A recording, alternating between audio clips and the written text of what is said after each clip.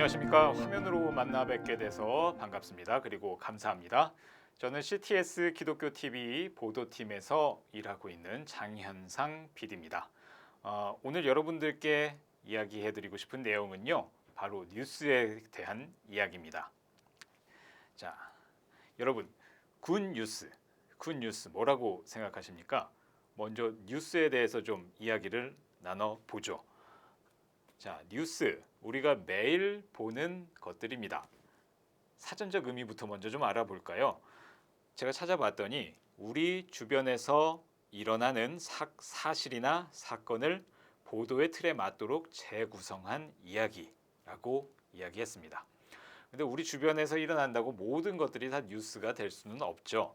뉴스가 되기 위해서는 새로운 것, 궁금한 것, 특이한 것, 혹은 문제가 있는 것, 화제를 모으는 것, 호기심을 자아내는 것, 그리고 생활에 필요한 것, 이러한 성격들을 띠는 일들이 이어져야 뉴스라고 좀 인정들을 할 겁니다. 자, 이게 바로 이제 뉴스의 가치 그리고 뉴스의 요소가 될 텐데요. 많은 사람들에게 관심을 모으고 동시에 영향력이 커야 하는 것들이 뉴스가 될 수 있다고 볼 수 있습니다. 시의성이 있겠고요. 저명성, 근접성, 나와 전혀 상관없는 이야기라면 뉴스라 하더라도 가치가 떨어지게 되겠죠. 호기심, 시사성, 이러한 성격들, 이러한 요소들이 가미가 되었을 때 뉴스의 가치가 인정받게 되리라 생각합니다. 예, 이렇게 말로 표현하는 게 실은 더 어렵습니다. 뉴스에 대해서. 우리 매일 보고 계시잖아요. 영상, 방송으로든 혹은 스마트폰으로든 매일 접하고 있는 것이 바로 이제 뉴스인데, 자, 정치, 경제, 사회, 문화, 우리 삶의 모든 영역, 모든 요소들이 뉴스의 소재가 될 수 있습니다.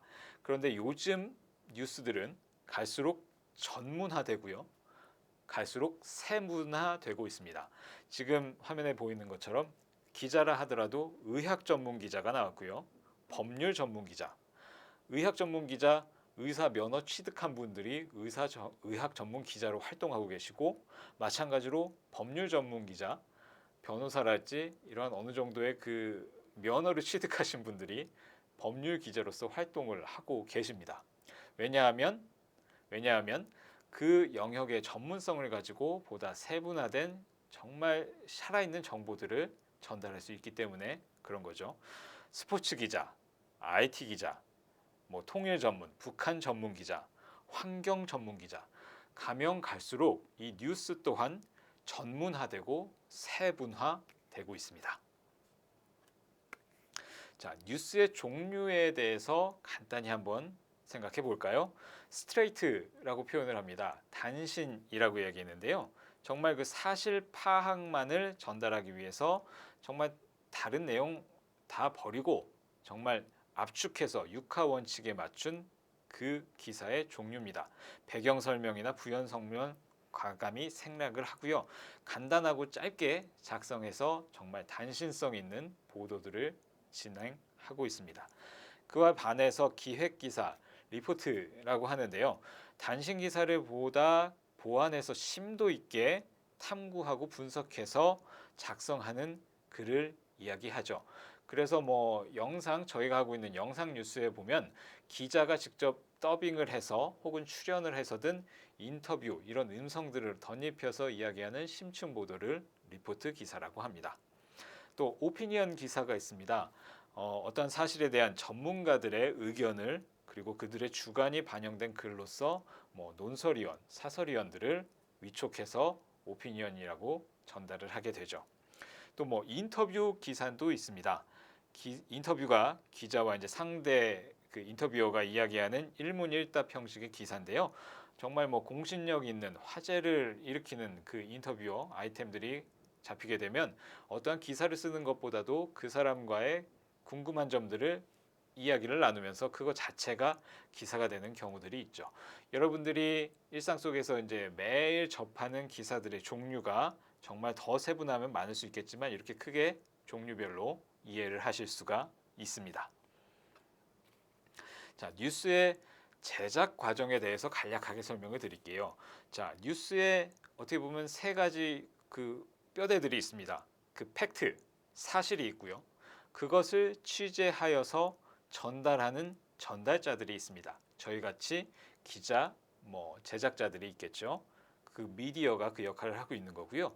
그것을 받아들이는 수용자, 대중이 있습니다. 이 세 뼈대에 있어서 표면적인 과정으로는 어떠한 그 사실, 팩트를 취재 기자가 취재를 하고 게이트키핑이라 그러죠. 저희들끼리 이제 데스크가 어떠한 기사를 선별해서 이 A 기사는 중요한 사항이니까 조금 더 키우자 해서 뉴스에서도 보다 더 앞에 배치되는 경우도 있고 단순히 단신 기사에서 리포트 형태로 심층 보도로서 키우는 그런 과정들이 있습니다.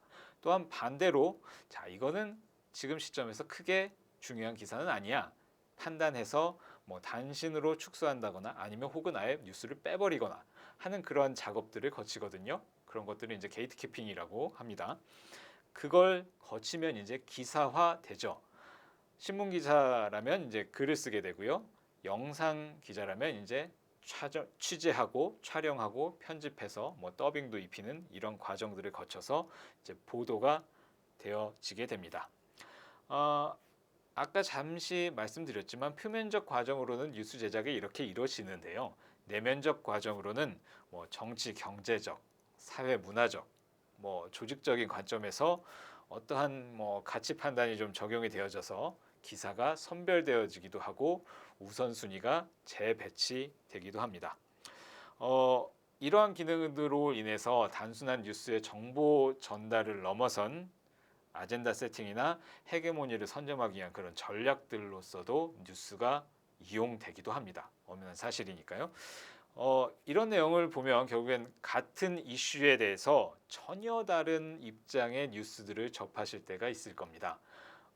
여러 가지 사안들이 있겠지만 A라는 상황, 얼마 전에는 그 대북 전단에 대한 이슈, 이 대북 전단 그 과정만 보더라도 각자의 입장들에 따라서 보도되는 방향성이나 내용들이 다르게 되죠. 물론 그 밑바탕에는 팩트, 사실을 기반으로 한 취재, 이 보도 윤리를 지키는 것도 중요하리라 생각이 됩니다. 자, 이 세 가지 축, 팩트, 사실과 그것을 전달하는 전달자 혹은 제작자 그리고 그것을 받아들이는 수용자, 대중 이 세 가지 축에 있어서 또 한 가지 좀 짚어볼 부분들이 있는데요. 미디어의 변화입니다. 어떠한 사실을 전달자가 이 미디어, 매체가 변함에 따라서 전달하는 방식들이 너무나 다양해졌죠. 뉴스를 전달하는 입장에서도. 자, 첫 번째 신문. 자, 아침에 조간신문, 석간신문, 페이퍼로 인쇄되어져서 나오는 그 과정들. 신문, 지금도 보고 있습니다. 뉴스를 접하는 주된 경로 중에 하나죠. 그 다음 라디오. 전파를 통한 뉴스 음성을 듣는 그런 기업들, 그런 매체들이 있을 거고요.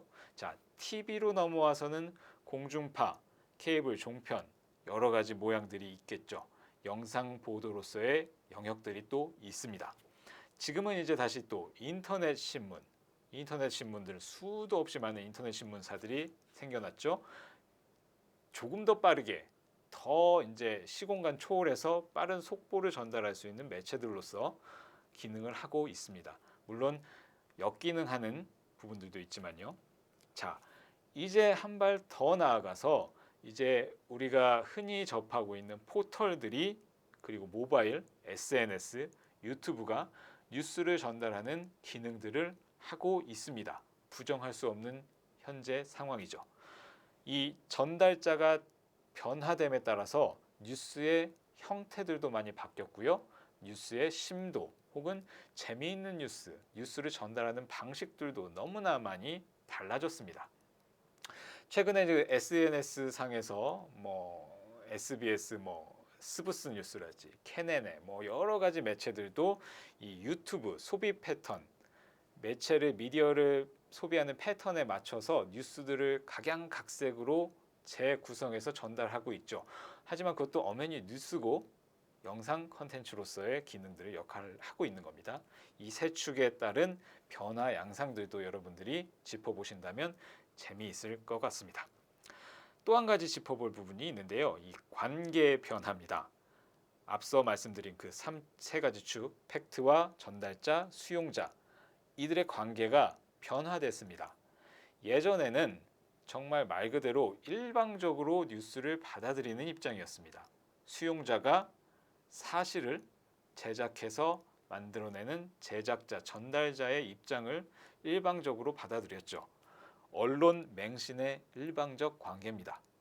예전에는 그걸로 인해서 여러 일들이 있었고 지금은 많이 바뀌었죠. 하지만 지금도 언론개혁에 대한 요청들이 많이 일어나는 것들을 보면 아직도 이러한 관계들은 유지되고 있는 것 같습니다. 자, 선택 수용의 관계로 나아갔습니다. 앞서 말씀드린 것처럼 미디어, 제작자들의 매체들의 변화의 과정, 흐름 속에서 나는 이제 이런 뉴스들을 볼 것이다. 수용자가 본인의 취향에 맞는 언론사들, 매체들을 선택하기 시작했어요. 더 나아가서 이제 쌍방향의 뉴스들을 만들기 시작했습니다. 댓글이랄지 여러 다시 반응하는, 리액션하는 그런 것들에 따라서 뉴스의 소비 행태, 그것들이 변화되다 보니까 제작 형태들도 변화되게 되었죠. 지금은 이제 더 나아가서 선택한 뉴스를 넘어서 구독형 뉴스가 만들어지게 됐습니다. 자, 뉴욕타임즈만 그 사례만 보더라도 일방적으로 전달하는 이런 것들이 아니라 이제 구독 뉴스에 대한 시장이 확고히 자리를 잡았고요. 본인이 요청하는, 본인이 필요로 하는 정보들, 뉴스들을 취사 선택해서 이제 가만히 있어도 전달되어지는, 구독할 수 있는 개념의 뉴스까지 진화하게 변화되게 되었습니다. 그 예로서 한 가지 이슈가 있었습니다. 2018년으로 제가 기억하는데요.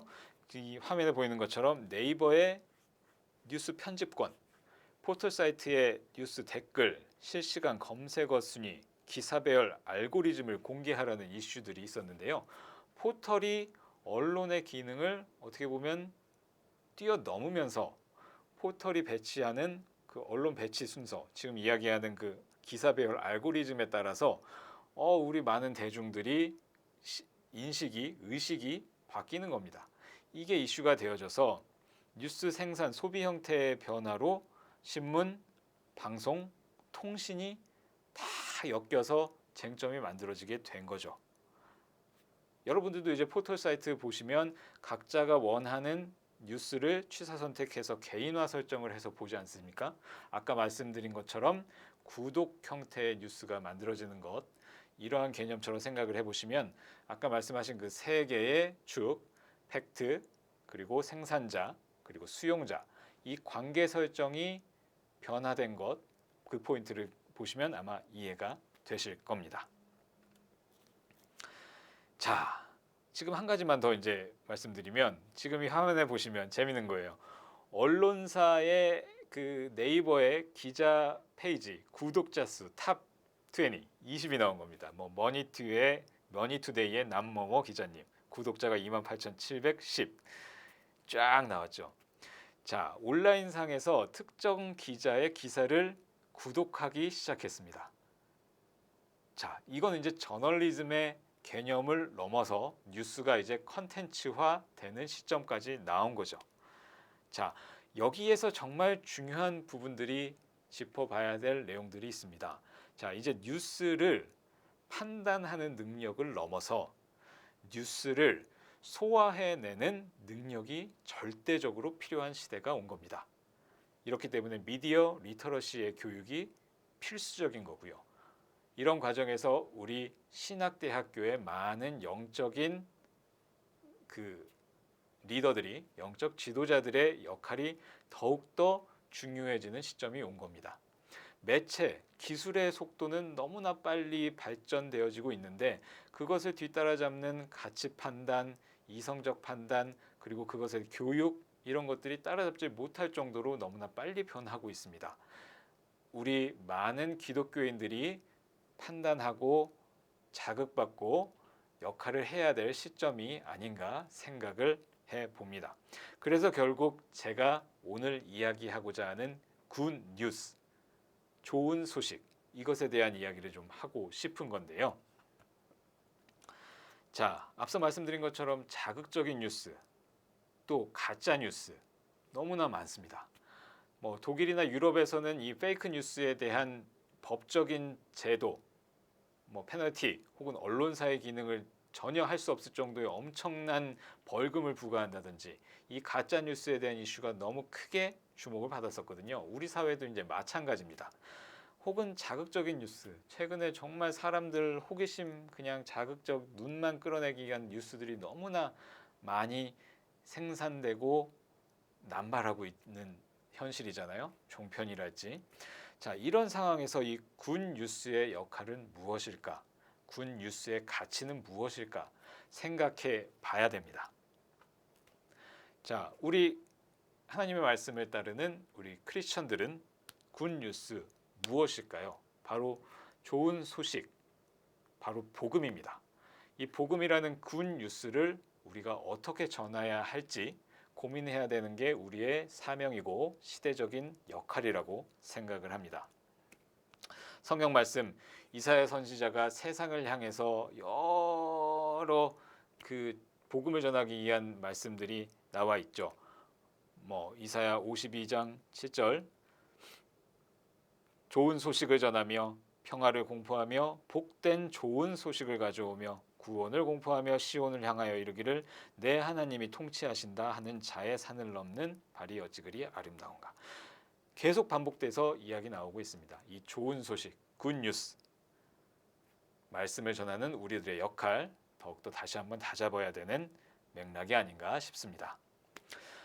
한 가지 또 강조하고 싶은 부분들이 있습니다. 지금 화면에 나와 있는 존 로스 선교사, 우리가 지금 보고 있는 이 성경 말씀, 존 로스 선교사님은 우리말로 신약을 번역한 그 여기 나와 있죠. 예수 성교 전서, 최초로 번역한 한글 성서죠. 성경이죠. 만약에 존 로스 선교사님이 한글로 번역을 하지 않았다면 우리는 지금 성경을 어떻게 읽고 있을까요? 한자, 그 어려운 한자로 보고 있을까요? 아니면 영어, 영어 NIV든 킹 제임스 버전이든 어려운 성경을 보고 있지 않을까요? 이러한 번역자, 미디어 선교사로서의 역할이 더욱더 강조되는 이유기도 합니다. 좋은 소식을 전달하기 위한 노력, 너무나 중요합니다. 한 가지 더. 자, 지금 사진 보고 계십니까? 여의도 광장입니다. 지금은 공원으로 바뀌었죠. 1984년으로 제가 지금 알고 있는데 한국 선교 100주년 기념대회입니다. 정말 저는 이 사진을 보면서도 참 믿기 어려운 광경입니다. 이 현장에 있었던 분들 혹시나 계신다면 예전의 그 감격과 은혜의 현장 떠올려지시나요? 뉴스가 이런 것이라고 생각합니다. 군 뉴스는 더욱 이런 것이라 생각합니다. 이 사진 한 장이 없었다면 지금 기독교를 바라보는 많은 청년들, 다음 세대들 혹은 기독교에 반감을 갖고 있거나 아니면 기독교를 떠났던 많은 분들, 이 사진 한 장 보지 않는다면 예전에 우리 한국교회의 그 창대했던 부흥기 알 수 있을까요? 기억할 수 있을까요? 인지하지 못할 겁니다. 좋은 소식을 전하는 뉴스의 가치는 우리들이 만들어 가야 되는 겁니다. 복음을 전하는 우리들의 사명, 다시 한번 기억해야 되는 맥락으로서 말씀을 드렸습니다. 자, 한국교회 군 뉴스는 지금도 계속 이어지고 있습니다. 태안 기름 유출 사고 때 정말 많은 크리스천들이 가서 엄청난 봉사를 함으로써 기적을 일궈내고요. 지금 겪고 있는 이 코로나19 사태에도 많은 한국교회, 한국 크리스천들이 섬김과 여러 가지 봉사들을 이어가고 있습니다. 세상을 향해 전해지는 좋은 소식, 선한 영향력, 그것들을 전하기 위한 군 뉴스를 전하기 위한 우리들의 노력 더욱더 강조돼야 되는 시점 아닌가 싶습니다. 자, 정리를 합니다. 뉴스는 여러 가지 기능들이 있습니다. 하지만 군 뉴스를 더욱더 강조해야 되는 이유는 선한 소식을 알려야 하고요. 이 영상을 보고 계신 여러분들과 그리고 저 또한 뉴스의 생산자이자 동시에 소비자가 될 수 있다는 사실입니다. 많은 기독 청년들, 크리에이터들, 인플루언서 등 여러분들의 창의적인 접근을 통해서 하나님의 말씀 그리고 좋은 소식들이 많이 전파되기를 기대하고 기도합니다. 저희 CTS는 영상 선교 사역자로서 그 일에 앞장서서 최전선에서 노력하고 있습니다. 순수 복음 방송, 섬김과 나눔의 방송, 세계를 교구로 하는 방송, 국내외 한국 교회는 물론 세계 교회의 좋은 소식들을 이 세상에 널리 전하는 영상 선교사로서의 역할을 감당하고 있는데요. 이 방송을 보고 계신 아세아연합신학대학교의 많은 우리 동역자들이 영상 선교, 특히 방송에 관심을 갖고 계신 많은 분들이 함께 이 굿뉴스의 사명을 갖고 동참했으면 하는 바람들이 있습니다. 자, 오늘 뉴스에 대해서 간략히 말씀을 드렸는데요. 굿뉴스로서 복음을 전하는 영상 선교사로서의 역할을 다시 한번 다짐하는 귀한 시간 됐으면 좋겠습니다. 지금까지 CTS 보도팀 장현상 PD였습니다. 감사합니다.